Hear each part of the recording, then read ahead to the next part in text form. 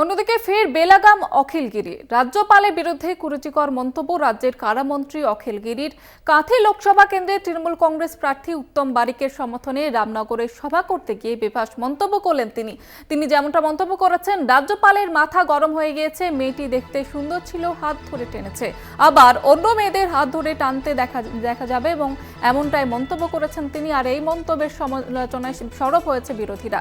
বিষয় আরো বিস্তারিত জানবো, টেলিফোন লাইনে রয়েছে প্রতিনিধি সৌম্যদীপ চট্টোপাধ্যায়। সৌম্যদীপ, কি জানা যাচ্ছে ঠিক এই বিষয়ে? দেখো জিতা, ইতিমধ্যেই কিন্তু পূর্বে রাষ্ট্রপতিকে নিয়ে মন্তব্য করে কুমন্তব্য করে বিতর্কের শিরোনামে এসেছিলেন কারামন্ত্রী অখিলগিরি। রাজ্যপালকে ঘিরে কিন্তু কুমন্তব্য করলেন। তিনি বললেন যে রাজ্যপালের মাথা গরম হয়ে গিয়েছে, যে মেয়েটি দেখতে সুন্দর ছিল তার লোভ লেগে গিয়েছে এবং তোর যদি এবং তাকে বুড়ো বলেও সম্বোধন করেন এবং বলেন যে তোর যদি লোভ লেগে থাকে তাহলে দক্ষিণ ভারতে যা।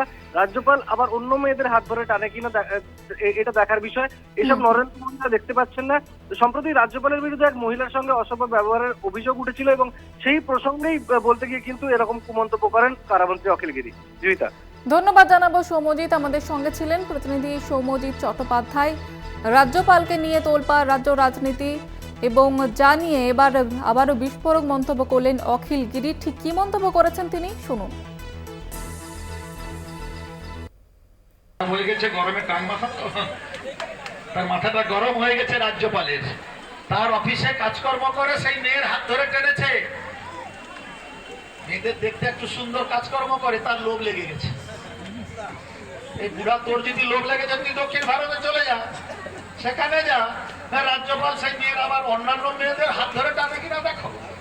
সেটা দেখতে পারে না নরেন্দ্র মোদী, সেটা দেখতে পারে না অমিত শাহ।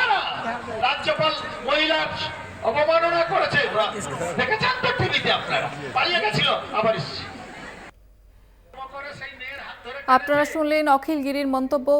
রাজ্যপালের বিরুদ্ধে কুকথা অখিলগিরি করলেন তিনি। এর আগেও কিন্তু আমরা দেখেছি রাষ্ট্রপতি দ্রৌপদী মুর্মুকে নিয়েও তিনি কুরুচিকর মন্তব্য করেছিলেন এবং বিতর্কে জড়িয়েছিলেন তিনি। এবার রাজ্যপালকে নিয়ে বিস্ফোরক মন্তব্য করলেন অখিলগিরি। আগে রাষ্ট্রপতির উদ্দেশ্যে কুকথা বলেছিলেন তিনি, জানিয়ে কিন্তু বিতর্কে জড়িয়েছিলেন। আবারও তিনি রাজ্যপালের বিরুদ্ধে কুকথা বলেন।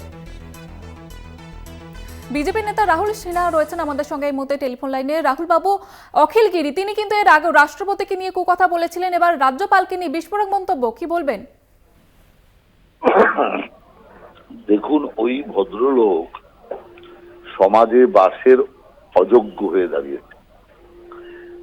অতএব মস্তিষ্ক বিকৃতি হলে যা অবস্থা হয় সেই অবস্থা এখন অখিলগিরি। সেই কারণে যত তাড়াতাড়ি ওকে পাগলা গারদে ফেলে আসা যায় ততই বেশি ভালো। সেই জন্য আমি মনে করি ওর আসল স্থান হচ্ছে রাঁচি। ওখান থেকে ট্রিটমেন্ট হয়ে মাথার ব্যামো সেরে গেলে তারপরে বাংলায় ফিরে আসুক। নইলে এই জাতীয় লোক এখন রাষ্ট্রপতি, রাজ্যপাল কাউকে জ্ঞান করছে না, উল্টো পাল্টা যা খুশি তাই মন্তব্য করছে। এরপরে পাগলামি বাড়লে মানুষকে কামড়াতে শুরু করবে। অনেক ধন্যবাদ জানাবো আপনার প্রতিক্রিয়ার জন্য। আমাদের সঙ্গে ছিলেন বিজেপি নেতা রাহুল সিনহা, তিনি কিন্তু অখিলগিরিকে কটাক্ষ করলেন।